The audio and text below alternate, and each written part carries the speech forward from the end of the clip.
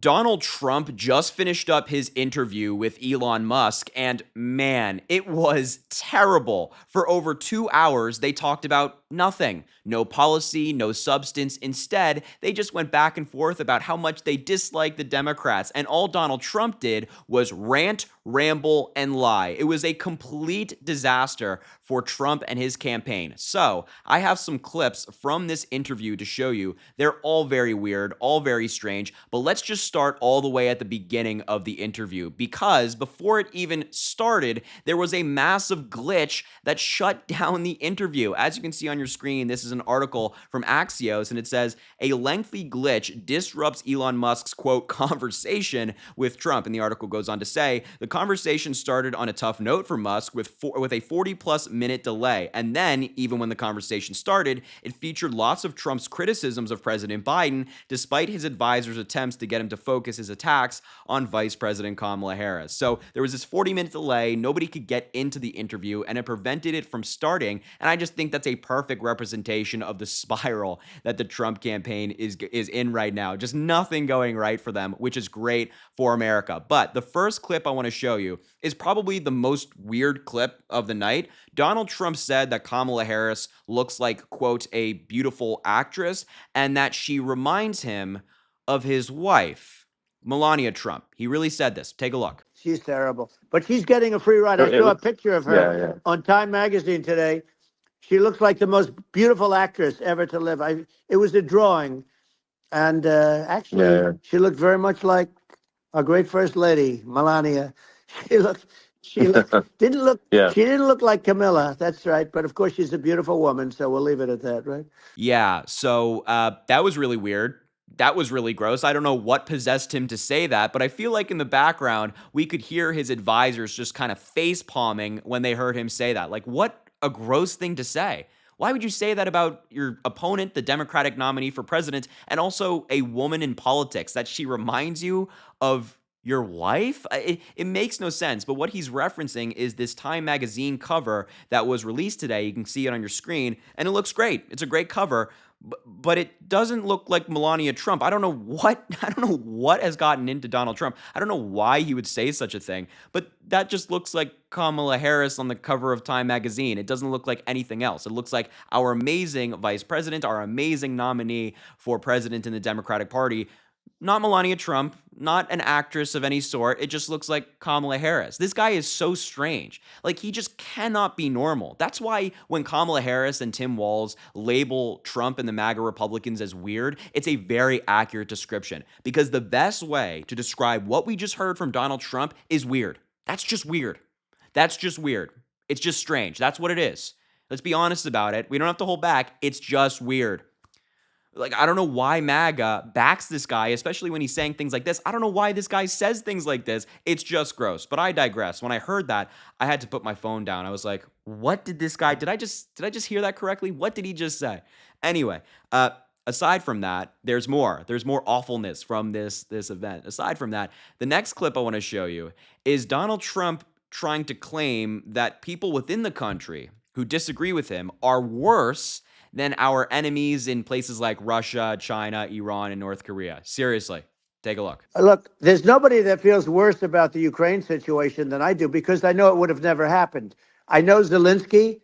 He was very honorable to me, because when they went with the Russia hoax and they said I had a phone call with him, he said it was a perfect phone call. It was a great phone call. He could have grandstanded and, said, oh, he was very threatening. He said, no, it was a very nice phone call. I called him up to congratulate him on his win, and you end up getting impeached because these people are lunatics. I was talking about the difference from the people within and the enemies on the outside. In many cases, the people from within are more dangerous for our country than the Russias and the Chinas. If you have a smart president, you're not going to have a problem with them. You're going to do things. Yeah. Now, they've taken advantage of absolutely. us incredibly, but you're going to do things with the right person. Wow. So he just said that the people from within are worse and possibly more dangerous to America than people like Putin or our adversaries in China. That's what Donald Trump really believes, that his fellow Americans who just disagree with him politically and call him out for when he does something wrong, are more dangerous. Of course, that's nonsense. They're more dangerous to him. People who hold him accountable are more dangerous to him because his buddy in Russia, Vladimir Putin's not going to do anything to him. He loves him. They're like best buds. They'd have dinner together if they could, right? I mean, they're best friends with Kim Jong Un in North Korea. Donald Trump would write him love letters, and they would exchange notes with each other. I mean, it's like a friendship in school between those two guys. But for people like Nancy Pelosi, for Joe Biden, for Kamala Harris, for Barack Obama, these really intelligent and hardworking people who try to make the American people's lives better and hold Donald Trump accountable for when he does something wrong, he views them as a threat to America. They're not a threat to America. They're heroes. They're patriots. They're people who have dedicated their lives to serving the country and serving the people that they were elected to represent. But Donald Trump's entire campaign, his entire belief, is that Americans who disagree with him are more dangerous than our enemies. This is a guy who wants to be president of the United States. A president is meant to represent everybody, not some people. As President Barack Obama would say, it's not red state, it's not blue state, it's every state. That's not what Donald Trump believes, though. If you're in a blue state and you don't like Donald Trump and you disagree with him, well, he's coming after you. He's going to target you because he thinks you're more dangerous than our enemies abroad. This is not somebody who's interested in representing every single American, which a presidential nominee should be. This is somebody who's interested in representing himself and his cult. And of course, throwing some benefits toward his buddies abroad like Vladimir Putin, as he has done before previously. It's just such a gross thing to say. It's something we've never heard from a presidential candidate, certainly in modern American history. This guy's off his rocker. He's completely unfit to serve. And this comment alone, which, MAGA will brush over, is completely disqualifying. It further proves why Donald Trump should be extremely far away from any type of power. Any type of power. He cannot be in the Oval Office again. He's just too dangerous. Now, the final clip I want to show you is something that I think should be played in the Midwest and swing states around the country. What Donald Trump said to Elon Musk tonight is disgusting. Take a look. Astronomical. Yeah. I agree with you. Well, I mean, I think it would be great to just have a government efficiency commission that takes a look at these things and just ensures that the taxpayer money, the taxpayers' hard-earned money, is spent in a good way. And I'd be happy to help out on such a commission. I'd love if it were formed. Well, you're the greatest cutter. I mean, I look at what you do. You walk in and you just say, "You want to quit?" They go on strike. I won't mention the name of the company, but they go on strike, and you say, "That's okay. You're all gone. You're all gone." So every one of you is gone, and you are the greatest. You would be very good. Oh, you would love it. But if you look at Argentina, yeah, that's Donald Trump praising Elon Musk for firing workers who went on strike. These people are just saying, you know what?